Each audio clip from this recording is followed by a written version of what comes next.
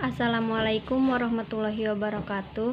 Perkenalkan, nama saya Sipa Husnul-Wahdini dari kelas 12 IPS 4. Di sini saya ingin menceritakan ulang latar belakang G30 SPKI. Selamat menyaksikan.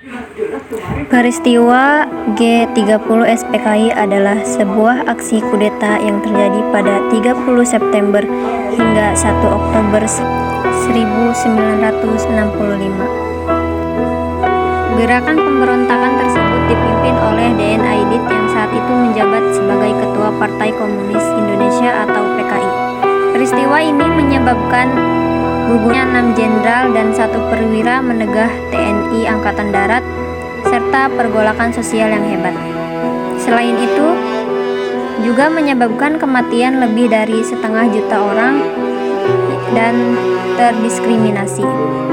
Peristiwa G30 SPKI menjatuhkan Soekarno dan menandai mulai berkuasanya Orde Baru di bawah kepemimpinan Soeharto. Peristiwa G30S yang dilakukan oleh PKI bertujuan untuk menggulingkan Presiden Soekarno sekaligus mengubah ideologi negara. PKI ingin mengubah ideologi Pancasila menjadi negara komunis. Pada saat itu merupakan salah satu partai terbesar di Indonesia dengan menempati posisi keempat pada pemilu tahun 1955. Semakin kuat dengan gencar melakukan mobilisasi dan dukungan Soekarno. PKI terus-terusan menyasar TNI dan menuduh bahwa para jenderal sedang mempersiapkan kudeta. PKI juga mendukung petani dan buruh di persenjataan. Peristiwa G30 SPKI terjadi mulai malam hingga dini hari. Tepatnya pada 30 September malam memasuki tanggal 1 Oktober 1965 dini hari. Pergerakan dimulai dengan menculiknya para perwira tinggi TNI Angkatan Darat, Letkol Untung yang bergerak menculik serta membunuh pimpinan TNI Angkatan Darat. 3 dari 7 orang perwira langsung dibunuh di kediamannya, sedangkan 4 lainnya diculik dan dibawa menuju Lubang Buaya, Jakarta.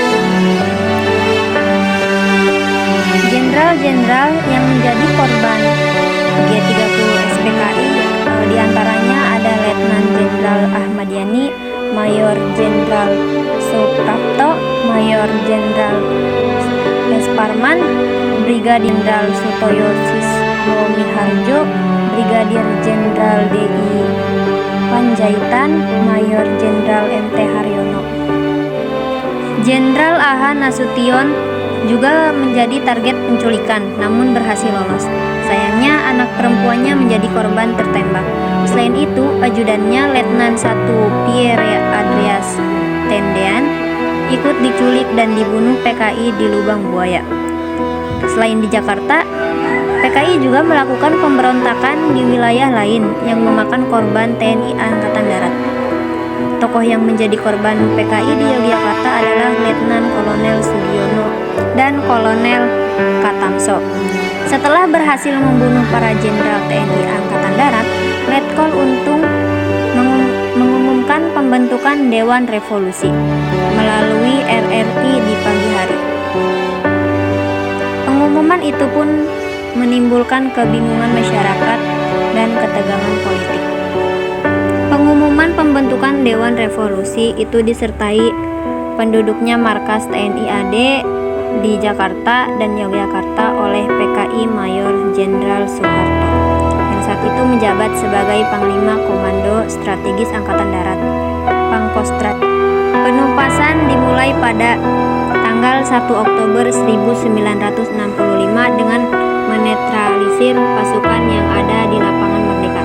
Dilanjutkan Kolonel Sarwo Edi Wibowo yang merebut kembali gedung RRI dan pusat telekomunikasi. Pada malam harinya, Soeharto mengumumkan bahwa telah terjadi perebutan kekuasaan oleh PKI, sekaligus mengumumkan bahwa Presiden Soekarno dan Jenderal A.H. Nasution dalam keadaan selamat. Operasi penumpasan dilanjutkan pada 2 Oktober ke wilayah Halim Pardana Kusuma yang dijakem oleh pasukan G30S. Pada tanggal yang sama ditemukan lokasi jenazah para perwira di sebuah lubang sumur tua yang ditanami pohon pisang di atasnya, yang dinamakan lubang buaya.